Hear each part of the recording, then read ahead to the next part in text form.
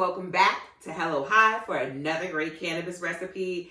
Now, last week we made cannabis infused mayonnaise, and I told you guys the next video I was going to show you how to use this in a recipe. So today I'm showing you how to make cannabis infused crab, shrimp, and artichoke dip using the cannabis mayonnaise. So let's get started. For this recipe, you'll need a lot of ingredients, so I'll make sure I leave them in the description box below. Start by washing and drying 3/4 of a pound of shrimp.